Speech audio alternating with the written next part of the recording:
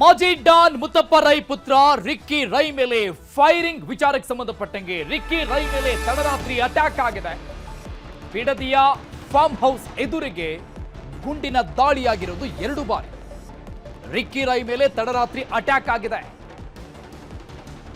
ಬಿಡದಿಯ farm house ಎದುರಿಗೆ ಗುಂಡಿನ ದಾಳಿಯಾಗಿರೋದು. ಈ ಸಂಬಂಧಪಟ್ಟಂಗೆ ಬಿಡದಿ ಠಾಣೆಯಲ್ಲಿ ಎಫ್ಐಆರ್ ಕೂಡ ದಾಖಲಾಗಿದೆ. ಅವರ ಸ್ಟೇಟ್ಮೆಂಟ್ ಪಡೆದು ಈಗ ತನಿಖೆಯನ್ನ ಮುಂದುವರಿಸ್ತಾ ಇದ್ದೀವಿ ಅಂತ ರಾಮನಗರ ಎಸ್ಪಿ ಶ್ರೀನಿವಾಸ್ ಗೌಡ ಈ ಸಂಬಂಧಪಟ್ಟಂಗೆ ಮಾಹಿತಿಯನ್ನು ಕೊಟ್ಟಿದ್ದಾರೆ. ರಿಕ್ಕಿ ರೈ ಚಾಲಕ ಕೊಟ್ಟಂತಹ ಮಾಹಿತಿ ಮೇರೆಗೆ ಈಗ ಎಫ್ಐಆರ್ ದಾಖಲಾಗಿದೆ. ಸಿವಿಲ್ ವಿವಾದದ ಬಗ್ಗೆ ಕೆಲವರ ಮೇಲೆ ಅನುಮಾನ ವ್ಯಕ್ತವಾಗಿದೆ. ಅನುಮಾನವನ್ನ ವ್ಯಕ್ತಪಡಿಸಿ ಕೆಲವರ ಮೇಲೆ ಡ್ರೈವರ್ ದೂರು ಕೊಟ್ಟಿದ್ದಾರೆ. ಎಫ್ಐಆರ್ನಲ್ಲಿ 4 ಜನರ ಮೇಲೆ ಈಗಾಗಲೇ ಅನುಮಾನವನ್ನ ವ್ಯಕ್ತಪಡಿಸಲಾಗಿದೆ. ಭೂಗತ ಲೋಕದ ನಂಟಿನ ಬಗ್ಗೆ ಯಾವುದೇ ಮಾಹಿತಿ ಇಲ್ಲ. ಈ ಒಂದು ಅಟ್ಯಾಕ್ನ ಹಿಂದೆ ಸದ್ಯಕ್ಕೆ ತಿಳಿದು ಬರ್ತಾ ಇರುವಂತದ್ದು ಅವರ ಕುಟುಂಬದ ಆಸ್ತಿ ವಿಚಾರ ಅನ್ನುವಂಥದ್ದು ಸದ್ಯದ ಮಾಹಿತಿ. ರಾಮನಗರ ಎಸ್ಪಿ ಶ್ರೀನಿವಾಸ್ ಈ ಸಂಬಂಧಪಟ್ಟಂಗೆ ಮಾಹಿತಿಯನ್ನು ಕೊಟ್ಟಿದ್ದಾರೆ. ಅದ್ರ ಸಂಬಂಧಿತವಾಗಿ ಇವಾಗ ಆಲ್ರೆಡಿ ಒಂದು ಎಫ್ಐಆರ್ ನಾವು ದಾಖಲಿಸ್ಕೊಂಡಿದ್ದೀವಿ. ಇನ್ವೆಸ್ಟಿಗೇಷನ್ ಮುಂದುವರಿಸಿದ್ದೀವಿ. ಸದ್ಯಕ್ಕೆ ಏನು ಗಾಯಾಳುವಿದ್ದಾರೆ ಅವರು ಒಂದು ಖಾಸಗಿ ಆಸ್ಪತ್ರೆಯಲ್ಲಿ ಚಿಕಿತ್ಸೆ ಪಡೆಯುತ್ತಿದ್ದಾರೆ. ಫರ್ದರ್ ಅವರ ಹೇಳಿಕೆಯನ್ನು ತಗೊಂಡಿದ್ದೀವಿ. ಮುಂದಕ್ಕೆ ತನಿಖೆಯನ್ನು ನಾವು ಆದಷ್ಟು ಬೇಗ ಪೂರ್ಣಗೊಳಿಸುವ ನಂಬಿಕೆಯಲ್ಲಿದ್ದೀವಿ.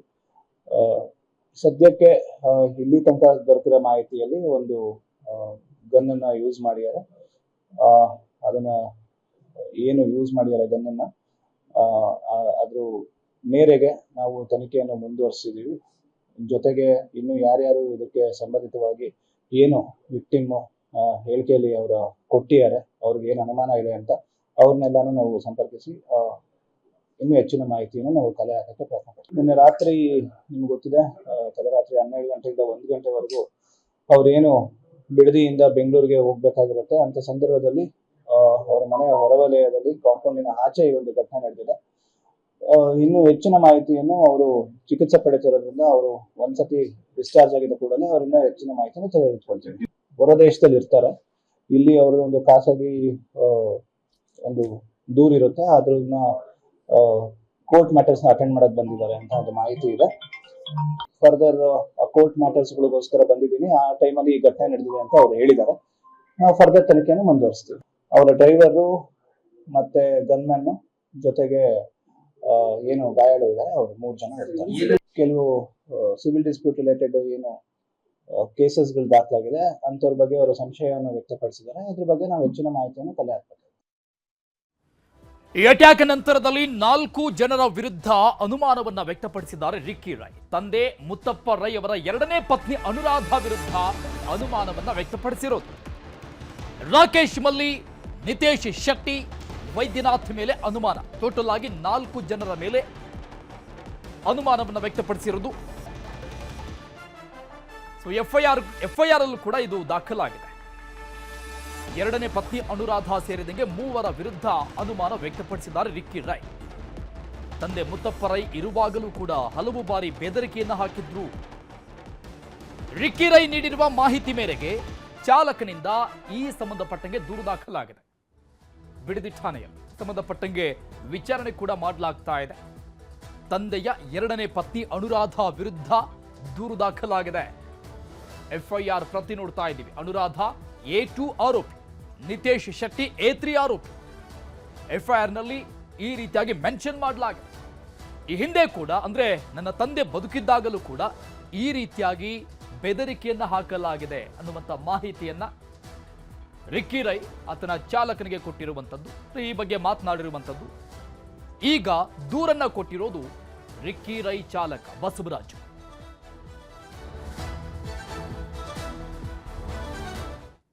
ಹಾಗಾದ್ರೆ ಆಸ್ತಿ ಹಂಚಿಕೆ ವಿಚಾರಕ್ಕೆ ರಿಕ್ಕಿ ರೈ ಟಾರ್ಗೆಟ್ ಆದ್ರ 3 ಜನಕ್ಕೆ ಆಸ್ತಿ ಹಂಚಿದ್ದ ಮುತ್ತಪ್ಪ ರೈ 3ವರೆಗೆ ಆಸ್ತಿ ಹಂಚಿಕೆ ಆಗಿತ್ತು. ಈ ಆಸ್ತಿ ಹಂಚಿಕೆ ವಿಚಾರಕ್ಕೇನೆ ರಿಕ್ಕಿ ರೈ ಟಾರ್ಗೆಟ್ ಆದ್ರ. ಹಾಗಾದ್ರೆ ಮೊದಲ ಪತ್ನಿಯ 2 ಮಕ್ಕಳು ಹಾಗೂ 2ನೇ ಪತ್ನಿಗೆ ಆಸ್ತಿಯನ್ನು ಹಂಚಿಕೆ ಮಾಡಲಾಗಿತ್ತು. 3 ಹೆಸರಿಗೆ ಮೊದಲ ಪತ್ನಿಯ ಮಕ್ಕಳಾದ ರಿಕ್ಕಿ ಹಾಗೂ ರಾಕಿಗೆ ಆಸ್ತಿ ಹಂಚಿಕೆಯಾಗಿತ್ತು. ಇನ್ನು ಕೊನೆ ಕಾಲದಲ್ಲಿ ಕೈ ಹಿಡಿದಿದ್ದ ಎರಡನೇ ಪತ್ನಿಗೂ ಕೂಡ ಈ ಆಸ್ತಿಯಲ್ಲಿ ಪಾಲನ್ನು ಕೊಡಲಾಗಿತ್ತು. ಸೊ 3 ಜನಕ್ಕೆ ಆಸ್ತಿ ಹಂಚಿ ವಿಲ್ ಮಾಡಿದ್ರು ಮುತ್ತಪ್ಪ ರೈ. ಎರಡನೇ ಪತ್ನಿ ಚಿನ್ನಾಭರಣಗಳು, ಒಂದು ಕಾರು ಹಂಚಿಕೆ. ಎರಡನೇ ಪತ್ನಿಗೆ ಕೊಟ್ಟಿರುವಂತದ್ದು ಚಿನ್ನಾಭರಣ ಮತ್ತು ಒಂದು ಕಾರು, ದೊಡ್ಡ ಮೊತ್ತದ ಕ್ಯಾಶ್. HD ಕೋಟೆಯಲ್ಲಿ ಒಂದು ಆಸ್ತಿ, ಇನ್ನು ಬೆಂಗಳೂರಿನ ಸಹಕಾರ ನಗರದಲ್ಲಿ ಒಂದು ಕಟ್ಟಡ. ಇದೆಲ್ಲವನ್ನು ಕೂಡ ಎರಡನೇ ಪತ್ನಿಗೆ ಹಂಚಿಕೆ ಮಾಡಲಾಗಿದೆ, ವಿಲ್ ಆಗಿದೆ ಎಲ್ಲವೂ ಕೂಡ. ಆದ್ರೆ ಸಮನಾಗಿ ಆಸ್ತಿ ಹಂಚಿಲ್ಲ ಅಂತ ಅನುರಾಧ ಗಲಾಟೆ ಮಾಡಿದ್ದಾರೆ. ಇದೇ ವಿಚಾರಕ್ಕೆ ಆಗಾಗ ರಿಕ್ಕಿ ಹಾಗೂ ರಾಕಿ ಜೊತೆ ಜಗಳ ಕೂಡ ಆಗಿತ್ತು. ಕೋರ್ಟಲ್ಲೂ ಕೂಡ ಈ ಬಗ್ಗೆ ದಾವೆ ಇತ್ತು. ಚಿಕ್ಕಮ್ಮ ಅನುರಾಧ ಅವರ ಕಡೆಯಿಂದ ಸರಿ ಸಮಾನವಾಗಿ ಆಸ್ತಿ ಹಂಚಿಕೆ ಆಗಿಲ್ಲ ಅಂತ ಅವರ ವಾದ. ಈ ಹಿನ್ನೆಲೆಯಲ್ಲಿ ಕೋರ್ಟಲ್ಲೂ ಕೂಡ ದಾವೆ ಹಾಕಲಾಗಿತ್ತು.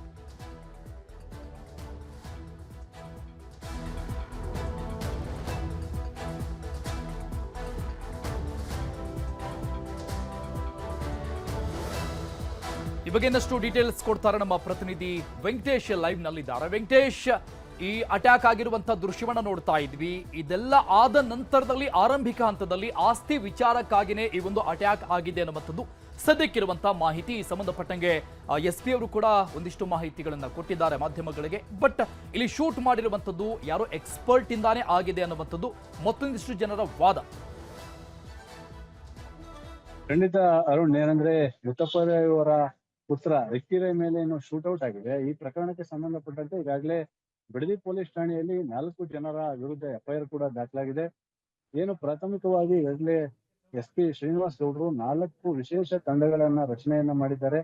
ಪ್ರಮುಖವಾಗಿ ಈ ಶೂಟ್ಔಟ್ ಪ್ರಕರಣದಲ್ಲಿ ಯಾರೆಲ್ಲ ಭಾಗಿಯಾಗಿದ್ದಾರೆ ಎನ್ನುವಂತ ಮಾಹಿತಿಯನ್ನ ಕಲೆ ಹಾಕುವ ದೃಷ್ಟಿಯಿಂದ 4 ವಿಶೇಷ ತಂಡವನ್ನ ಈಗಾಗಲೇ ಶ್ರೀನಿವಾಸ್ ಗೌಡರು ರಚನೆಯನ್ನ ಮಾಡಿದ್ದಾರೆ. ಈಗಾಗಲೇ ಪ್ರಾಥಮಿಕವಾಗಿ ಏನು ಒಂದು ಆಸ್ತಿಯ ವಿಚಾರವಾಗಿ ಈ ಒಂದು ಶೂಟ್ಔಟ್ ಆಗಿರ್ಬೋದು ಎನ್ನುವಂತ ವಿಚಾರ ಈಗ ಲಭ್ಯ ಆಗ್ತಿರುವಂತದ್ದು. ಯಾಕಂದ್ರೆ ಮುತ್ತಪ್ಪ ರೈ ಅವರಿಗೆ 2 ಹೆಂಡತಿಯರು ಇದ್ರು.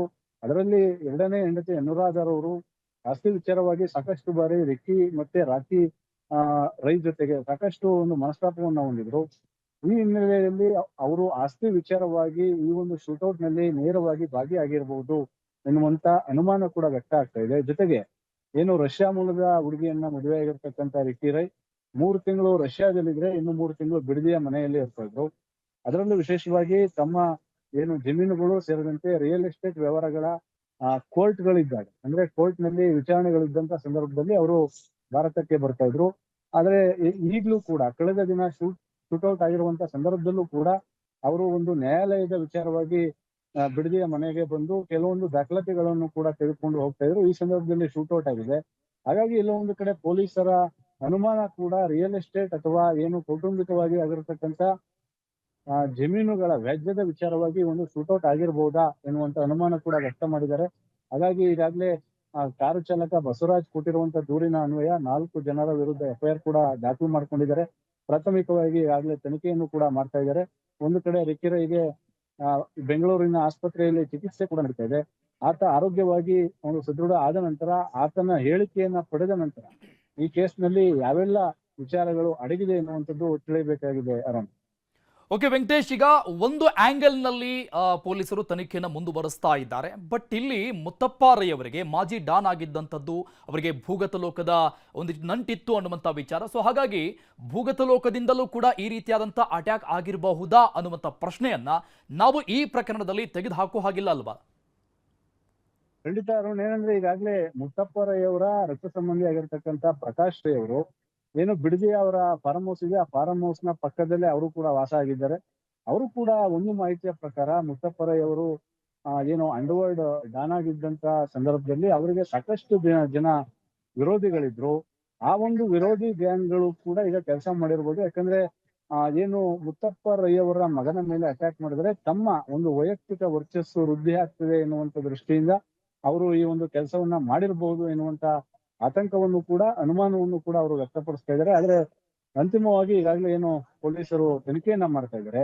ರಿಕ್ಕಿ ರೈ ಅವರ ಹೇಳಿಕೆಯನ್ನ ಪಡೆದ ನಂತರ ಈ ಎಲ್ಲಾ ಆಯಾಮಗಳಿಗೆ ಸ್ಪಷ್ಟತೆ ಸಿಗುವಂತಹ ಸಾಧ್ಯತೆಗಳು ಹೆಚ್ಚಾಗಿದೆ ಅರುಣ್. ಥ್ಯಾಂಕ್ ಯು ವೆಂಕಟೇಶ್ ಡೀಟೇಲ್ಸ್ಗೆ. ರಿಕ್ಕಿ ರೈಗೆ ಶೂಟ್ ಮಾಡಿದ್ದು ಒಂದು ಕಾಂಪೌಂಡ್ ಹತ್ತಿರದಿಂದ. ಕಾಂಪೌಂಡ್ನ ರಂಧ್ರದೊಳಗಿಂದ ಗನ್ನಿಟ್ಟು ಅದರೊಳಗಿಂದ ಫೈರಿಂಗ್ ಮಾಡಲಾಗಿದೆ. ಆ ಸ್ಥಳದಿಂದ ಪ್ರತ್ಯಕ್ಷ ವರದಿ ಇದೆ ನೋಡಿ. ಮುತ್ತಪ್ಪರೈ ಕಿರಿಯ ಪುತ್ರ ರಿಕ್ಕಿರೈ ಮೇಲೆ ಫೈರಿಂಗ್ ಆಗಿರೋದು ನಿನ್ನೆ ರಾತ್ರಿ ಸುಮಾರು 12:50 ಸುಮಾರಿಗೆ ಮನೆಯಿಂದ ಬೆಂಗಳೂರಿಗೆ ಹೋಗುವಂತ ಸಂದರ್ಭದಲ್ಲಿ ಗುಂಡಿನ ದಾಳಿಯನ್ನು ಮಾಡಿ ಅವರನ್ನು ಗಾಯಗೊಳಿಸಿರುವಂತಹ ಘಟನೆ ಬೆಂಗಳೂರಿನ ಹೊರವಲಯದ ಒಂದು ಬಿಡದಿ ಬಳಿ ನಡೆದಿದೆ. ನಾವೀಗ ಏನ್ ನೋಡ್ತಾ ಇದ್ದೀವಿ, ಇದು ಘಟನಾ ನಡೆದ ಸ್ಥಳ. ಇದು ಏನು ಬಿಡದಿಯ ಒಂದು ಮುತ್ತಪ್ಪರೈ ಮನೆ ಏನಿದೆ, ಆ ಒಂದು ಮನೆಯಿಂದ ನಿನ್ನೆ ರಾತ್ರಿ 12:50 ಸುಮಾರಿಗೆ ರಿಕ್ಕಿರೈ ತಮ್ಮ ಒಂದು ಬ್ಲಾಕ್ ಕಲರ್ ಒಂದು ಫಾರ್ಚುನರ್ ಕಾರ್ನಲ್ಲಿ ಬೆಂಗಳೂರು ಕಡೆಗೆ ಹೊರಟಿರ್ತಾರೆ. ಮನೆಯಿಂದ ಕಾರು ಹೊರಗಡೆ ಬಂದ ಒಂದು ಕೂದಲೆಲೆ ದೂರ ಏನಿದೆ ಅಂದ್ರೆ ಸುಮಾರು ಒಂದು ಮನೆ ಆ ಒಂದು ಗೇಟ್ ಏನ್ ಕಾಡ್ತಾ ಇದೆ, ಆ ಒಂದು ಗೇಟಿನಿಂದ ಸುಮಾರು ಒಂದು 30 ಮೀಟರ್ ದೂರದಲ್ಲಿ ಒಂದು ಕಾರು ಮೇನ್ ರೋಡ್ಗೆ ಬರುತ್ತೆ. ಮೇನ್ ರೋಡ್ಗೆ ಬಂದ ಕೂಡಲೇ ಒಂದು ದಿಢೀರನೆ ಏಕಾಏಕಿ ಅವರ ಕಾರಿನ ಮೇಲೆ ಒಂದು ಗುಂಡಿನ ದಾಳಿಯನ್ನ ಮಾಡಿ ಒಂದು ಅವ್ರ ಮೇಲೆ ಒಂದು ಅಟ್ಯಾಕ್ ಮಾಡಿರುವಂತಹ ಘಟನೆ ಕೂಡ ನಡೆದಿರೋದು. ನಾವೀಗ ಏನ್ ನೋಡ್ತಾ ಇದ್ವಿ, ಇದು ಮುತ್ತಪ್ಪರೈ ಅವರ ಪುತ್ರ ಒಂದು ರಿಕ್ಕಿರೈ ಟ್ರಾವೆಲ್ ಮಾಡ್ತಾ ಇದ್ದಂತ ಒಂದು ಬ್ಲಾಕ್ ಕಲರ್ ಫಾರ್ಚುನರ್ ಕಾರ್ ಇದು. ಈ ಒಂದು ಕಾರಿನಲ್ಲಿ ಒಂದು ಗುಂಡು ಹಾದು ಹೋಗಿರುವಂತಹ ಒಂದು ಏನು ಸೀನ್ ಏನಿದೆ ಅದನ್ನು ಕೂಡ ನಾವು ನೋಡಬಹುದು. ಏನು ಕಾರಿನ ಒಂದು ಬಾಡಿಯನ್ನೇ ಅದು ಡ್ಯಾಮೇಜ್ ಮಾಡಿದೆ. ನಂತರ ಈ ಒಳಭಾಗದ ಒಂದು ಸೀಟ್ ಏನಿದೆ, ಆ ಒಂದು ಸೀಟ್ ಅನ್ನು ನುಗ್ಗಿ ನಂತರ ಅವರು ಆ ಒಂದು ಬುಲೆಟ್ ಮುತ್ತಪ್ಪರೈ ಪುತ್ರ ಒಂದು ರಿಕ್ಕಿರೈ ಒಂದು ಮೂಗಿಗೆ ಒಂದು ಬಡಿದಿರೋದು ಕೂಡ ಈಗ ಆಗಿದೆ. ಏನು ಆ ಒಂದು ಸೀಟ್ ಅನ್ನ ಸೀಳಿಕೊಂಡು ಬುಲೆಟ್ ಏನಿದೆ ಅದು ರಿಕ್ಕಿರೈ ಒಂದು ಮೂಗಿಗೆ ಒಂದು ತಾಗಿರುವಂತದ್ದು. ಸದ್ಯ ಈಗ ಸ್ಥಳಕ್ಕೆ ರಾಮನಗರದ ಒಂದು ಬಿಡದಿ ಪೊಲೀಸರು ಮತ್ತೆ ಸೋಕೋ ಟೀಮ್ ಕೂಡ ಸ್ಥಳಕ್ಕೆ ಭೇಟಿ ಕೊಟ್ಟಿದ್ದಾರೆ. ಅವರು ಈ ಒಂದು ಇನ್ಸಿಡೆಂಟ್ ಬಗ್ಗೆ ಕೂಲಂಕುಷವಾಗಿ ಪರಿಶೀಲನೆ ಮಾಡಿ ಎಲ್ಲವನ್ನೂ ಕೂಡ ಮಾಹಿತಿ ಪಡೆಯುವಂತ ಕೆಲಸವನ್ನ ಮಾಡ್ತಾ ಇದ್ದಾರೆ. ಮತ್ತೆ ಈಗಾಗಲೇ ಕಾಟ್ರೇಜ್ ಬಿದ್ದಿರುವಂತಹ ಒಂದು ಸ್ಥಳಗಳೇನಿದೆ ಅದನ್ನು ಮಾರ್ಕ್ ಮಾಡಿ ಮಹಜರು ಮಾಡುವಂತ ಕೆಲಸವನ್ನು ಕೂಡ ಈಗ ಬಿಡದಿ ಪೊಲೀಸರು ಮಾಡ್ತಾ ಇದ್ದಾರೆ. ಮತ್ತೆ ಈ ಒಂದು ಸ್ಥಳದಲ್ಲಿ ಏನು ಒಂದು ಸುತ್ತಿನ ಫೈರಿಂಗ್ ಆಗಿರುವಂತದ್ದು ಮತ್ತೆ ಹಾಗೂ ಏನು ಒಂದು ಬೇಸಿಕ್ ಮೊಬೈಲ್ ಫೋನ್ ಕೂಡ ಇಲ್ಲಿ ಪತ್ತೆಯಾಗಿದೆ. ಆ ಒಂದು ಮೊಬೈಲ್ ಫೋನ್ ಅನ್ನ ವಶಕ್ಕೆ ಪಡೆದು ಪರಿಶೀಲನೆ ಮಾಡುವಂತ ಕೆಲಸವನ್ನು ಕೂಡ ಈಗ ಸೋಕೋ ತಂಡದಿಂದ ಆಗ್ತಿದೆ. ಮತ್ತೆ ರಾಮನಗರ ಪೊಲೀಸರು ಕೂಡ ಈ ಒಂದು ಶೂಟರ್ಸ್ ಯಾರಿದ್ದಾರೆ ಅವ್ರ ಬಗ್ಗೆ ಮಾಹಿತಿ ಕಲೆ ಹಾಕುವಂತ ಕೆಲಸವನ್ನ ಕೂಡ ಮಾಡ್ತಾ ಇದ್ದಾರೆ. ಯಾಕಂದ್ರೆ ಶಾರ್ಪ್ ಶೂಟರ್ ಇಂದ ಈ ಒಂದು ಕೃತ್ಯ ಆಗಿರುವಂತಹ ಸಾಧ್ಯತೆಗಳು ಕೂಡ ಇರುವಂತದ್ದು. ಯಾಕಂದ್ರೆ ನೇರವಾಗಿ ಗುರಿಯಾಗಿಸಿ ಒಂದು ಡ್ರೈವಿಂಗ್ ಸೀಟ್ ಕಡೆಗೆ ಒಂದು ಫೈರಿಂಗ್ ಮಾಡಿದ್ದಾರೆ ಅಂದ್ರೆ ಅದು ಟ್ರೈನಿಂಗ್ ಆಗಿರುವಂತಹ ಶೂಟರ್ಸ್ ಅನ್ನೋ ಒಂದು ಶಂಕೆ ಕೂಡ ವ್ಯಕ್ತ ಆಗಿದೆ. ಅದರಿಂದ ಈಗ ಏನು ರಾಮನಗರ ಪೊಲೀಸರು ಒಂದು 4 ವಿಶೇಷ ತಂಡಗಳನ್ನ ರಚನೆ ಮಾಡಿ ಈ ಒಂದು ಆರೋಪಿಗಳನ್ನ ಪತ್ತೆ ಮಾಡುವಂತಹ ಕೆಲಸವನ್ನು ಕೂಡ ಈಗ ಮಾಡ್ತಾ ಇದ್ದಾರೆ. ಯಾಕಂದ್ರೆ ಈ ಒಂದು ಶೂಟರ್ಸ್ ನ ಹಿಂದೆ ಒಂದು ಬೇರೆ ಒಂದು ಕೈವಾಡ ಇರುವಂತಹ ಸಾಧ್ಯತೆ ಕೂಡ ಇದೆ. ಮತ್ತೆ ಇದು ಯಾವ ಕಾರಣಕ್ಕೋಸ್ಕರ ಈ ರೀತಿ ಕೃತ್ಯ ಆಯ್ತು ಅನ್ನೋದ್ರ ಬಗ್ಗೆ ಕೂಡ ತನಿಖೆಯನ್ನು ಮಾಡ್ತಾ ಇದ್ದಾರೆ. ಒಂದು ಕಾಂಪೌಂಡ್ ನಲ್ಲಿ ಅಡಗಿದಂತ ಒಂದು ಏನು ಶೂಟರ್ಸ್ ಏನಿದ್ರೆ ಅವರು ನೇರವಾಗಿ ಅವರೊಂದು ಏನು ಕಾರನ್ನೇ ಗುರಿಯಾಗಿ ಇರಿಸಿಕೊಂಡು ಒಂದು ಫೈರಿಂಗ್ ಅನ್ನ ಮಾಡಿದ್ದಾರೆ. ಏನು ಈ ಒಂದು ಕಾಂಪೌಂಡ್ ಅಲ್ಲಿ ಸಣ್ಣ ಸಣ್ಣ ಹೋಲ್ಸ್ ಇದೆ, ಆ ಒಂದು ಹೋಲ್ಸ್ ನಲ್ಲೇ ಒಂದು ಏನು ಗನ್ ಅನ್ನ ಇಟ್ಟು ನೇರವಾಗಿ ಒಂದು ಚಾಲಕನನ್ನ ಗುರಿಯಾಗಿಸಿ ಒಂದು ಫೈರಿಂಗ್ ಅನ್ನ ಮಾಡಿರುವಂತದ್ದು. ಪ್ರತಿ ಬಾರಿ ಒಂದು ಕಾರನ್ನ ರಿಕ್ಕಿರೈ ಅವರ ಏನು ಡ್ರೈವ್ ಮಾಡ್ಕೊಂಡು ಹೋಗ್ತಾ ಇರ್ತಾರೆ. ಆದ್ರೆ ನಿನ್ನೆ ಚಾಲಕನನ್ನ ಕೂರಿಸಿಕೊಂಡು ಒಂದು ಡ್ರೈವ್ ಮಾಡ್ಕೊಂಡು ಅವರು ಹಿಂಬದಿ ಸೀಟ್ ನಲ್ಲಿ ಕೂತ್ಕೊಂಡು ಹೋಗ್ತಾ ಇದ್ರು. ಈ ಒಂದು ಸಂದರ್ಭದಲ್ಲಿ ಒಂದು ಡ್ರೈವಿಂಗ್ ಸೀಟ್ ನಲ್ಲಿ ಅವರೇ ಇದ್ದಾರೆ ಅಂತೇಳಿ ಏನು ಶೂಟರ್ಸ್ ಏನಿದ್ರೆ ಅವರು ನೇರವಾಗಿ ಅವರ ಕಾರನ್ನ ಗುರಿಯಾಗಿಸಿ ಒಂದು ಫೈರಿಂಗ್ ಅನ್ನ ಮಾಡ್ತಾರೆ. ಆದ್ರೆ ಅದೃಷ್ಟವಶಾತ್ ಅವರು ಹಿಂಬದಿ ಇದ್ದಿದ್ರಿಂದ ಆ ಒಂದು ಬುಲೆಟ್ ನೇರವಾಗಿ ಅವರ ಮೂಗನ್ನ ತಾಗಿ ನಂತರ ಹೊರಗಡೆ ಹೋಗಿರೋದು. ಸದ್ಯ ಈ ಒಂದು ಹಂತಕರು ಈ ಒಂದು ಕಾಂಪೌಂಡ್ ನ ಆ ಒಂದು ಮರ ಏನ್ ಕಾಣ್ತಾ ಇದೆ, ಆ ಒಂದು ಮರದ ಬಳಿಯ ಒಂದು ಅಡಿಗೆ ಕುಳಿತು ಈ ಒಂದು ಶೂಟ್ ಅನ್ನ ಮಾಡಿದ್ದಾರೆ ಅನ್ನೋ ಒಂದು ಮಾಹಿತಿ ಕೂಡ ಇದೆ. ಏನು ಇಲ್ಲಿ ಕುಳಿತುಕೊಂಡು ಅವರು ಪಕ್ಕಾ ಪ್ಲಾನ್ ಅನ್ನ ಮಾಡಿ ಈ ಒಂದು ಶೂಟ್ ಮಾಡಿರಬಹುದು ಅನ್ನೋ ಒಂದು ಶಂಕೆ ಕೂಡ ಈಗ ವ್ಯಕ್ತವಾಗಿದ್ದು ಪೊಲೀಸರು ಕೂಡ ಈಗ ಸ್ಥಳದಲ್ಲಿ ಮಹಜರು ಮಾಡಿ ಒಂದು ತನಿಖೆ ಮಾಡುವಂತ ಕೆಲಸವನ್ನು ಕೂಡ ಈಗ ಮಾಡ್ತಾ ಇದ್ದಾರೆ. ಏನು ಆ ಒಂದು 2 ಮರ ಏನಿದೆ, ಆ ಒಂದು ಮರದ ಪಕ್ಕದಲ್ಲಿ ಒಂದು ದೊಡ್ಡ ಒಂದು ಕಾಂಪೌಂಡ್ ನಲ್ಲಿ ಏನು ಹೋಲ್ಸ್ ಕಾಣ್ತಾ ಇದೆ, ಆ ಒಂದು ಹೋಲ್ಸ್ ನಲ್ಲಿ ಅವರು ಗನ್ ಅನ್ನ ಇಟ್ಟು ನೇರವಾಗಿ ಅವರನ್ನ ಟಾರ್ಗೆಟ್ ಮಾಡಿ ಫೈರ್ ಮಾಡಿರೋದು ಕೂಡ ಗೊತ್ತಾಗುತ್ತೆ. ಇದು ರಸ್ತೆ ಬದಿಯ ಏನು ಅಂದ್ರೆ ಮುತ್ತಪ್ಪರೈ ಅವರ ಮನೆಗೆ ಅಪೋಸಿಟ್ ಅಲ್ಲೇ ಇರುವಂತಹ ಒಂದು ಕಾಂಪೌಂಡ್ ಇದು. ಅವರ ಮನೆಯಿಂದ ಕಾರು ಹೊರಗಡೆ ಬಂದಾಗ ನೇರವಾಗಿ ಅವರನ್ನು ಅಬ್ಸರ್ವ್ ಮಾಡಿ ಈ ಒಂದು ಕಾರಿನ ಮೇಲೆ ಒಂದು ಗುಂಡಿನ ದಾಳಿ ಕೂಡ ಆಗಿರುವಂತದ್ದು. ಸದ್ಯ ಈಗ ಬಿಡದಿ ಪೊಲೀಸರು ಈ ಒಂದು ಘಟನೆ ಬಗ್ಗೆ ಪ್ರಕರಣವನ್ನು ದಾಖಲಿಸಿಕೊಂಡು ಈ ಒಂದು ಘಟನಾ ಸ್ಥಳದಲ್ಲಿ ಮಹಜರು ಮಾಡಿ ಮಾಹಿತಿ ಕಲೆ ಹಾಕುವಂತ ಕೆಲಸವನ್ನು ಕೂಡ ಈಗ ಮಾಡ್ತಾ ಇದ್ದಾರೆ. ಕ್ಯಾಮರಾ ಪರ್ಸನ್ ಯೋಗೇಶ್ವರ್ ಜೊತೆ ಮುನಿರಾಜು, ನ್ಯೂಸ್ 18 ಬೆಂಗಳೂರು. ಮುಂದಿನ ಸುದ್ದಿ ಹೋಗೋಣ. ಬಪ್ಪನಾಡು ಶ್ರೀ ದುರ್ಗಾ ಪರಮೇಶ್ವರಿ ತೇರು ಮುರಿದು ಬಿದ್ದಂತಹ ಘಟನೆ ನಡೆದಿದೆ. ದೇವಳದ ಸಂದರ್ಭದಲ್ಲಿ ತೇರು ಮುರಿದು ಬಿದ್ದಿದೆ. ಬಪ್ಪನಾಡು ಶ್ರೀ ದುರ್ಗಾ ಪರಮೇಶ್ವರಿ ದೇವಸ್ಥಾನದ ತೇರು ನೆಲಕ್ಕುರುಳಿರು. ದೇವಳದ ರಥೋತ್ಸವದ ಸಂದರ್ಭದಲ್ಲಿ ತೇರು ಮುರಿದು ಅವಘಡ ಸಂಭವಿಸಿದೆ. ದಕ್ಷಿಣ ಕನ್ನಡ ಜಿಲ್ಲೆಯ ಮುಲ್ಕಿ ತಾಲೂಕಿನ ಬಪ್ಪನಾಡು ರಥೋತ್ಸವ ನಡೀತಾ ಇತ್ತು. ವಿಜೃಂಭಣೆಯ ರಥೋತ್ಸವ. ಈ ರಥೋತ್ಸವದ ಸಂದರ್ಭದಲ್ಲೇ ಈ ರೀತಿಯಾಗಿ ತೇರಿನ ಮೇಲ್ಭಾಗ ಏಕಾಏಕಿ ಕುಸಿದು ಬಿದ್ದಿದೆ. ಅರ್ಚಕರು ಕೂಡ ತೇರಲ್ಲೇ ಇದ್ರು, ಆದರೂ ಕೂಡ ಅದೃಷ್ಟದಿಂದ ಪಾರಾಗಿದ್ದಾರೆ. ಯಾವುದೇ ರೀತಿಯಾದಂತಹ ಪ್ರಾಣ ಭೀತಿಗಳು, ಪ್ರಾಣಾಪಾಯಗಳು ಸಂಭವಿಸಿಲ್ಲ. ದೃಶ್ಯದಲ್ಲಿ ನೋಡ್ತಾ ಇದ್ವಿ ನಾವು ಬೃಹದಾಕಾರದ ತೇರು. ಆ ತೇರಿನ ಮೇಲ್ಭಾಗ ಯಾವ ರೀತಿಯಾಗಿ ಏಕಾಏಕಿ ಕಟ್ಟಾಗಿ ಕೆಳಗೆ ಬೀಳುತ್ತೆ ಅನ್ನೋದು. ಬಪ್ಪನಾಡು ಶ್ರೀ ದುರ್ಗಾ ಪರಮೇಶ್ವರಿ ದೇವಸ್ಥಾನದ ತೇರಿದು ವಿಜೃಂಭಣೆಯಿಂದ ರಥೋತ್ಸವ ನಡೀತಾ ಇತ್ತು. ಮಧ್ಯರಾತ್ರಿ ನಡೆದಂತಹ ಘಟನೆ ದಕ್ಷಿಣ ಕನ್ನಡದ ಬಪ್ಪನಾಡು ಸುಕ್ಷೇತ್ರ. ಬಹಳಷ್ಟು ಐತಿಹಾಸಿಕ ಹಿನ್ನೆಲೆಯನ್ನ ಉಳ್ಳಂತಹ ಕ್ಷೇತ್ರ ಶ್ರೀ ದುರ್ಗಾ ಪರಮೇಶ್ವರಿಯ ಈ ಒಂದು ದೇವಸ್ಥಾನ. ರಾತ್ರಿ ಸುಮಾರು 1:40 2 ಗಂಟೆಯ ಆ ಒಂದು ಆಸುಪಾಸಲ್ಲಿ ನಡೆದಂತಹ ಈ ದುರ್ಘಟನೆ ಅದೃಷ್ಟವಶಾತ್ ಯಾರಿಗೂ ಕೂಡ ಗಂಭೀರವಾದಂಥ ಗಾಯ ಆಗಿಲ್ಲ. ಸಣ್ಣ ಪುಟ್ಟ ತೆರಚಿದಂಥ ಗಾಯಗಳು ಆಗಿದೆ ಅನ್ನುವಂಥ ಮಾಹಿತಿ ಇದೆ. ನೋಡಿ, ಈ ರೀತಿಯಾಗಿ ತೇರು ಮುಗಿಸಿ ಬಿದ್ದಂಥ ನಂತರದಲ್ಲಿ ಚಂದ್ರಮಂಡಲ ತೇರಲ್ಲಿ ದೇವರ ಉತ್ಸವವನ್ನ ಸಂಪೂರ್ಣ ಮಾಡಲಾಗಿದೆ, ಅಂದ್ರೆ ಸಂಪನ್ನಗೊಳಿಸಲಾಯಿತು. ಬಟ್ ಈ ಒಂದು ಅವಘಡ ಆಗೋದಕ್ಕೆ ಕಾರಣ ಏನು ಅನ್ನುವಂಥ ಚರ್ಚೆಗಳು ಈ ಭಾಗದಲ್ಲಿ ದೊಡ್ಡ ಮಟ್ಟದಲ್ಲಿ ಆಗ್ತಾ ಇದೆ. ದುರಂತ ನಡೆದಾಗ, ಇದಕ್ಕೆ ದುರಂತ ಅಂತ ಹೇಳಬೇಕು, ಬೇರೆ ಶಬ್ದ ಇಲ್ಲ ಅದಕ್ಕೆ. ರಥವನ್ನು ಅದನ್ನೆಲ್ಲ ಸರಿ ಮಾಡಿದರು. ಆ ಕುಂಭ ಅದು ಯಾಕೆ ಇಟ್ಟರು ಅವರು ಅಂತ ಪ್ರಶ್ನೆ. ಇದರ ಜವಾಬ್ದಾರಿ ಯಾರಿಗೆ? ಕಳೆದ ವರ್ಷ ರಥವನ್ನು ನೋಡಿ ಸರಿಯಾಗಿ ನೋಡಿ ಪರಿಶೀಲನೆ ಮಾಡಿ ರಿಪೇರಿ ಮಾಡೋರಿಗೆ ಬರಬೇಕಲ್ವ, ಅವ್ರು ನೋಡಬೇಕಿತ್ತು. ಇಲ್ಲಿ ಆಡಳಿತ ಮಂಡಳಿ ಅವರಿಗೆ ಗೊತ್ತಾಗೋದಿಲ್ಲ. ಯಾರು ನೋಡಬೇಕು? ಒಬ್ಬ ಇಂಜಿನಿಯರ್ ಆಗಲಿ, ಅದಕ್ಕೆ ಸಂಬಂಧಪಟ್ಟ ಶಿಲ್ಪಿ ಆಗಲಿ, ಅದು ನೋಡಿ ಸರಿ ಮಾಡಬೇಕಿತ್ತು. ಅದು ಮಾಡ್ತಿದ್ರೆ ಈ ವರ್ಷ ಇಂಥ ದುರಂತ ನಡೀತಿರಲಿಲ್ಲ. ಒಂದನೇದು. ಎರಡನೇದು, ರಥ ಹೇಳ್ಕೊಂಡು ಹೋಗಿ ಕಳೆದ ವರ್ಷ ಸಮಸ್ಯೆ ಆದಲ್ಲಿ ಈ ವರ್ಷ ಅದನ್ನೆಲ್ಲ ತುಂಬ ಚೆನ್ನಾಗಿ ಸರಿ ಮಾಡಿದ್ದಾರೆ. ಅಲ್ಲಿ ವಾಹನಕ್ಕೆ ನಿಲ್ಲಕ್ಕೆ ಅವಕಾಶ ಕೊಡಲಿಲ್ಲ ಒಂದು. ಎರಡನೇದ್ದು, ನೀರಿನ ಪಸೆಯನ್ನು ಮಿಷನ್ ಅಂತ ತೆಗೆದಿದ್ದಾರೆ. ಮೂರನೇದು, ಆದರೂ ನೀರಿನ ಪಸೆ ಉಂಟು ಅಂತೇಳಿ ಹೊಯ್ಗೆ ಹಾಕಿ ಕ್ಲಿಯರ್ ಮಾಡಿದ್ದಾರೆ.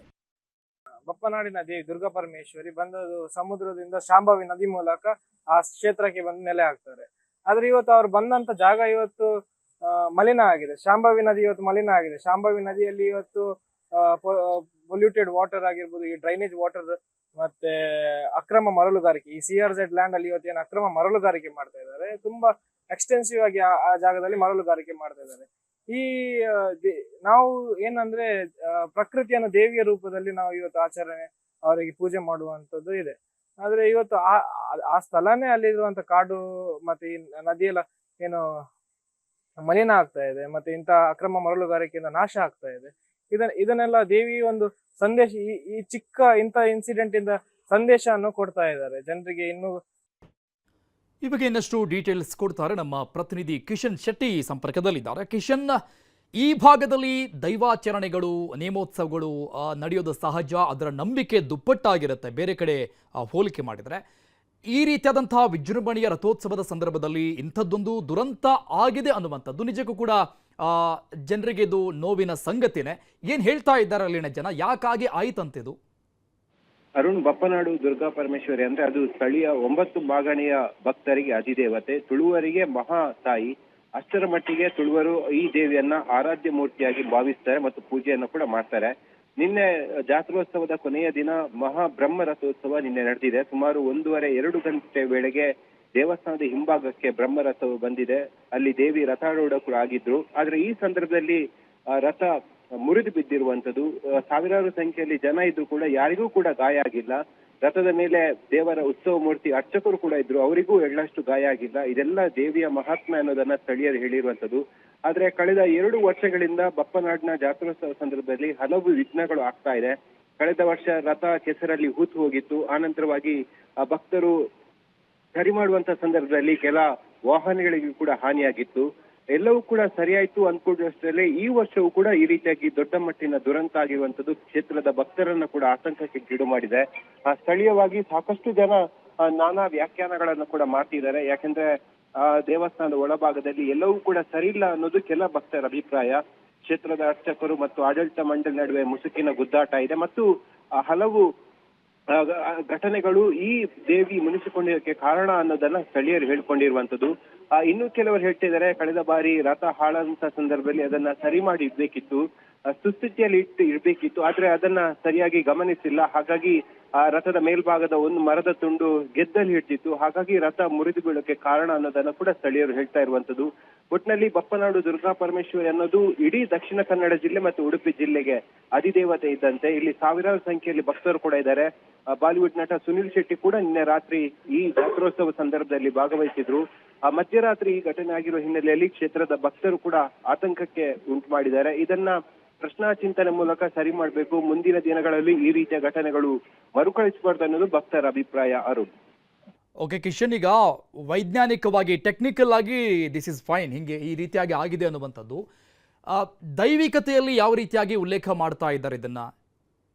ಈ ಘಟನೆಯನ್ನ ದೇವಿಯ ಒಂದು ಶಾಪ ಆಗಿರ್ಬೋದು ಅಥವಾ ದೇವಿ ಬೇರೆ ಏನೋ ಅಪೇಕ್ಷೆ ಪಟ್ಟಿರ್ಬೋದು ಅನ್ನೋದು ಸ್ಥಳೀಯ ಭಕ್ತರು ಹೇಳ್ತಾ ಇರುವಂತದ್ದು. ಯಾಕಂದ್ರೆ ಕಳೆದ ಬಾರಿ ಈ ರೀತಿಯ ಘಟನೆ ಆದ ಸಂದರ್ಭದಲ್ಲಿ ಅಂದ್ರೆ ಬಪ್ಪನಾಡು ಕ್ಷೇತ್ರದ ಒಳಗೆ ಗಣಪತಿ ಗುಡಿ ಇದೆ, ಅಲ್ಲಿ ಬೆಂಕಿ ಕಾಣಿಸಿಕೊಂಡಿತ್ತು. ಆ ಸಂದರ್ಭದಲ್ಲಿ ಪ್ರಶ್ನಾ ಚಿಂತನೆ ಇಟ್ಟ ಸಂದರ್ಭದಲ್ಲಿ ದೇವಿಗೆ ಬ್ರಹ್ಮ ಕಲಶೋತ್ಸವ ಆಗ್ಬೇಕೆಂಬ ಉತ್ತರ ಕೂಡ ಕಂಡು ಬಂದಿತ್ತು. ಆನಂತರವಾಗಿ ವಿಜೃಂಭಣೆಯಿಂದ ಬ್ರಹ್ಮ ಕಲಶೋತ್ಸವ ಕೂಡ ಆಯಿತು. ಈ ಬಾರಿ ಕಳೆದ 2 ವರ್ಷಗಳಿಂದ ಕೂಡ ಬ್ರಹ್ಮ ರಥೋತ್ಸವ ಆಗುವಂತ ಸಂದರ್ಭದಲ್ಲಿ ವಿವಿಧ ಘಟನೆಗಳು ಕೂಡ ನಡೀತಿದೆ. ಕಳೆದ ಬಾರಿ ಕೆಸರಲ್ಲಿ ರಥ ಹೂತೋಯ್ತು. ಈ ಬಾರಿ ಕಿಶನ್ ಹಾಗೆ ಸಂಪರ್ಕದಲ್ಲಿ ಮಾತನಾಡಿಸ್ತೇನೆ ನಿಮ್ಮನ್ನ. ಧಾರ್ಮಿಕ ಚಿಂತಕರು ಪ್ರದೀಪ್ ಕುಮಾರ್ ಕಲ್ಕೂರ್ ಸಂಪರ್ಕದಲ್ಲಿದ್ದಾರೆ. ಸರ್ ನಮಸ್ತೆ. ನಮಸ್ಕಾರ ಸರ್, ಈ ವಿಚಾರ ನಿಮ್ ಗಮನಕ್ಕೆ ಬಂದಿರುತ್ತೆ ಈಗಾಗಲೇ. ಹೇಗೆ ಡಿಫೈನ್ ಮಾಡ್ತೀರಾ ಸರ್ ಇದನ್ನ? ಯಾವ ರೀತಿಯಾಗಿ ಉಲ್ಲೇಖ ಮಾಡ್ತೀರಾ? ಒಂದಿಷ್ಟು ಜನ ಅಲ್ಲಿರುವಂತ ಭಕ್ತರು ಹೇಳ್ತಾ ಇರುವಂತದ್ದು ಅದನ್ನ ಸರಿಯಾಗಿ ನಿರ್ವಹಣೆ ಮಾಡಿಲ್ಲ, ಹಾಗಾಗಿ ಆಯ್ತು ಅಂತ. ಧಾರ್ಮಿಕ ಹಿನ್ನೆಲೆಯಲ್ಲಿ ಯಾವ ರೀತಿಯಾಗಿ ನೋಡ್ತೀರಾ ಅಂತ? ಇದು ಒಂದು ತಾಯಿ ಪವಡಿಸಿದ್ಲು ಅಂತ ತಿಳ್ಕೊಳ್ಬಾರ್ದು ಯಾಕೆ ನಾವು? ಓಕೆ. ಯಾಕಂದ್ರೆ ಸಹಸ್ರಾರು ಜನ ಇದ್ದಂತ ಒಂದು ಸ್ಥಳ, 10-50 ಜನ ಇದ್ದಂತ ಸ್ಥಳದಲ್ಲಿ ಯಾರಿಗೂ ಏನೂ ತೊಂದರೆ ಆಗದೆ ರಥ ಬಿದ್ದಿದೆ ಅಥವಾ ಪವಡಿಸಿದೆ. ಬಿದ್ದಿದೆ ಅಂತ ಹೇಳೋಕ್ಕಿಂತ ಪವಡಿಸಿದೆ. ಬಹುಶಃ ಒಂದರ್ಥದಲ್ಲಿ ನನಗೆ ಹೊಸ ವಾಹನ ಬೇಕಾಗಿದೆ ಅಂತ ಹೇಳುವಂತ ಸೂಚನೆ ಅಂತ ಹೇಳ್ಕೊಂಡು ನಾವು ಸಕಾರಾತ್ಮಕವಾಗಿ ತಗೊಳ್ಬಹುದು ಏನು ಅಂತ ನಾನು ಭಾವಿಸ್ತೇನೆ. ನನ್ನನ್ನು ಯಾಕೆ ದೇವರು ಬೀಳಲಿಲ್ಲ, ಒಳಗಡೆ ಇದ್ದವರಿಗೂ ಏನಾಗ್ಲಿಲ್ಲ, ಕೈ ಸ್ವಲ್ಪ ಮಟ್ಟಿಗೆ ಪರಚಿದ ಹಾಗೆ ಒಂದು ಸಣ್ಣ ಇನ್ನೊಂದು ಅರ್ಥದಲ್ಲಿ ತೆಗೆದುಕೊಳ್ಳೋದಿದ್ರೆ ಬಹುಶಃ ಇದೊಂದು ದೊಡ್ಡ ಆತಂಕ ನಮ್ಮ ಎಲ್ಲರಿಗೂ. ತಾಯಿ ಬಿದ್ದಾಗ ಮಗುವಿಗೆ ಹೇಗೆ ಆತಂಕ, ಹೇಗೆ ದುಗುಡ ಇರ್ತದೋ ಅಂತಹ ದೊಡ್ಡದಾದ ಆತಂಕ, ದೊಡ್ಡದಾದಂತಹ ಭಯ ನಮ್ಗೆಲ್ರಿಗೂ ಆವರಿಸಿದೆ ಸರಿ, ಭಕ್ತರಿಗೆ ಆವರಿಸಿ ಸರಿ. ಆದ್ರೆ ಇದನ್ನು ನಾವು ಸಕಾರಾತ್ಮಕವಾಗಿ ತೆಗೆದುಕೊಳ್ಬೇಕು ಅಂತೇಳಿ ನಾನು ಭಾವಿಸ್ತೇನೆ. ಅದಕ್ಕೆ ಧಾರ್ಮಿಕವಾಗಿ ಅದರದೇ ಆದ ವಿಧಿವಿಧಾನ ನೋಡಿ. ಒಂದು ದೊಡ್ಡ ಅಶ್ವತ್ಥ ಮರ ಪೂಜಿಸಲ್ಪಟ್ಟದ್ದು 1000 ವರ್ಷಗಳಿಂದ ಅದು ಧರೆಗೆ ಉರುಳುತ್ತದೆ. ಉರುಳಿದಾಗ ನಾವು ವೈದಿಕ ಪ್ರಕ್ರಿಯೆಯಲ್ಲಿ ಸನಾತನ ಸಂಸ್ಕೃತಿಯಲ್ಲಿ ಏನ್ ಮಾಡ್ತೇವೆ, ಅದರ ಎಲ್ಲ ಮರಗಳನ್ನು ನಾವು ತೆಗೆದು ಅದನ್ನು ಸೂಚನೆ ಅಂತಲೂ ತೆಗೆದುಕೊಳ್ತೇವೆ. ಪ್ರಶ್ನಾರ್ಥ ಮಾರ್ಗದಲ್ಲಿ ಅದರ ಬಗ್ಗೆ ವಿಮರ್ಶಿಸಿ ಆ ಎಲ್ಲ ಮರವನ್ನು ದೇವತಾ ಕಾರ್ಯಕ್ಕೆ ಹೋಮ ಹವನಾದಿಗಳಿಗೆ ಉಪಯೋಗಿಸಿ ಮಗದೊಮ್ಮೆ ಶಾಸ್ತ್ರೋಕ್ತವಾಗಿ ಆಗಮಶಾಸ್ತ್ರಕ್ಕನುಗುಣವಾಗಿ ಕಟ್ಟೆಯನ್ನು ಕಟ್ಟಿ ಹೊಸ ಮರವನ್ನು ನೆಟ್ಟ ನಂತರ ವಿಧಿ ವ್ಯಕ್ತವಾಗಿ ಅದಕ್ಕೆ ನಾವು ನಾಮಕರಣ ಅಥವಾ ಅದಕ್ಕೆ ಪ್ರಾಯಕ್ಕನುಗುಣವಾಗಿ ಅದಕ್ಕೆ ಚೌಲ, ಉಪನಯನ, ಮದುವೆಯನ್ನು ಮಾಡಿಸಿದ ನಂತರ ಅದು ಪೂಜೆಗೆ ಉಪಯೋಗ ಆಗುವಾಗಿ ವಿಜೃಂಭಣೆಯಿಂದ ನಾವು ಸಂಭ್ರಮಿಸುತ್ತೇವೆ. ಹೌದು. ವಿಮರ್ಶೆಯನ್ನು ಮಾಡ್ತೇವೆ ಕಾಲದಕ್ಕೆ ಸರಿಗೆ. ಹಾಗೆ ಈ ರಥ ಅದು ಬಿದ್ದಿದೆ. ಇನ್ನೊಂದು ದೃಷ್ಟಿ ನೋಡಿದ್ರೆ ಅನುಭವದ ಕೊರತೆ. ಹಿಂದೆ ರಥವನ್ನು ಅದರ ಅನುಭವಿಗಳ ವ್ಯವಸ್ಥೆಗಳಿಂದ ರಥವನ್ನು ಗೋವಿಂದ ಅಂತೇಳಿ ಭಕ್ತರು ಎಳೆಯುತ್ತಿದ್ದರೆ, ದೀವಟಿ ಹಿಡಿದಿದ್ದರೆ, ವಾದ್ಯ ಊದುತ್ತಾ ಇದ್ದರೆ, ವೇದ ಹೇಳ್ತಾ ಇದ್ದರೆ ಅದನ್ನು ನಿಯಂತ್ರಿಸುವಂತ ಒಂದು ವರ್ಗ ಅನುಭವಿ ವರ್ಗ ಅಂತಿತ್ತು. ಇವತ್ತು ಅದಕ್ಕೆ ನಾವು ಸ್ಟೇರಿಂಗು ಮತ್ತೆ ಬ್ರೇಕು ಈ ಸಿಸ್ಟಮ್ ಎಲ್ಲ ಇದ್ದ ಕಾರಣ ಸ್ವಲ್ಪ ಅನುಭವದ ಕೊರತೆ ಮತ್ತು ಅದು 3 ಬೆಳೆ ಬೆಳೆಯುವಂತ ಗದ್ದೆ, ಅದಕ್ಕೆ ಅವರು ಹೊಯ್ಗೆಯನ್ನು ಹಾಕಿದ್ರು. ಅದು ಸ್ವಲ್ಪ ಮಟ್ಟಿಗೆ ಹೂತೋದಾಗಿ ಅದರ ಟೋಟಲ್ ಸೆಂಟರ್ ಆಫ್ ಗ್ರಾವಿಟಿ ಅಂದ್ರೆ ಒಂದು ಭೂಮಿಯ ಇದರ ಒಂದು ಶಕ್ತಿ ವ್ಯವಸ್ಥೆ ಉಂಟಲ್ಲ, ಅದು ಸ್ವಲ್ಪ ತುಂಡಾಗಿ ಮರ ತುಂಡಾಗಿ ಇಡೀ ರಥ ಪವಡಿಸಿದೆ. ಆದ್ರೆ ಸೂಚನೆ ಅಂತ ತಿಳಿದುಕೊಳ್ಳೋಣ, ಭಕ್ತರೆಲ್ಲ ಸೇರಿ ನಾವು ಸಾಮೂಹಿಕವಾಗಿ ಪ್ರಾರ್ಥನೆ ಮಾಡೋಣ. ಇದು ನಮ್ಮ ದಕ್ಷಿಣ ಕನ್ನಡದ ನಮ್ಮ ತವಳು ಸಂಸ್ಕೃತಿ ಕ್ರಮ. ಸಾಮೂಹಿಕ ಪ್ರಾರ್ಥನೆಯೊಂದಿಗೆ ಅದನ್ನು ವಿಧಿವ್ಯಕ್ತವಾಗಿ ಆಗಮಶಾಸ್ತ್ರ ಪಂಡಿತರನ್ನೆಲ್ಲ ಒಳಗೊಂಡಂತೆ ಊರ್ನ 10 ಸಂವತ್ಸರದೊಂದಿಗೆ ಅದರ ಬಗ್ಗೆ ವಿಮರ್ಶಿಸಿ ಏನಾಗಬೇಕು, ತಾಯಿಯ ಅಪೇಕ್ಷೆ ಏನು ಅಂತ ಅದನ್ನು ನಾವು ತಿಳಿದುಕೊಂಡು ಹೊಸ ರಥದ ನಿರ್ಮಾಣವನ್ನು ಮಾಡಿ ಒಂದು ಮುಷ್ಟಿ ಇನ್ನೂ ಎತ್ತರದ ರಥವನ್ನು ನಿರ್ಮಾಣ ಮಾಡಿ ಮಗದೊಮ್ಮೆ ತಾಯಿ ಆ ರಥದಲ್ಲಿ ರಥಾರೂಢರಾಗಿ ವಿಜೃಂಭಿಸುವಂತ ದಿನವನ್ನು ನಾವೆಲ್ಲ ಪ್ರಾಮಾಣಿಕವಾಗಿ ಅಪೇಕ್ಷೆ ಪಡೋಣ ಅಂತೇಳಿ ನಾನು ಭಾವಿಸ್ತೇನೆ. ಥ್ಯಾಂಕ್ ಯು ಸರ್, ನ್ಯೂಸ್ 18 ಜೊತೆ ಮಾತನಾಡಿದ್ದಕ್ಕೆ. ಬಡವರ ಅನ್ನಭಾಗ್ಯ ಅಕ್ಕಿಗೆ ಕನ್ನ, ಸಿಸಿಟಿವಿ ಕಣ್ಗಾವಲಿನಲ್ಲೇ ದಂಧೆ, ಅಧಿಕಾರಿಗಳ ಕಾಟಾಚಾರದ ದಾಳಿ, ಎಫ್ಐಆರ್ ಆಗಿದ್ರೂ ಕ್ರಮ ಆಗ್ತಿಲ್ಲ ಯಾಕೆ? ದಂಧೆಕೋರರ ರಕ್ಷಣೆ ಆಗ್ತಾ ಇದೆಯಾ? ಅಧಿಕಾರಿಗಳು ಕಳ್ಳಾಟ ಆಡ್ತಾ ಇದ್ದಾರೆ. ಅನ್ನಭಾಗ್ಯಕ್ಕೆ ಕನ್ನ, ಅಧಿಕಾರಿಗಳ ಕಳ್ಳಾಟ.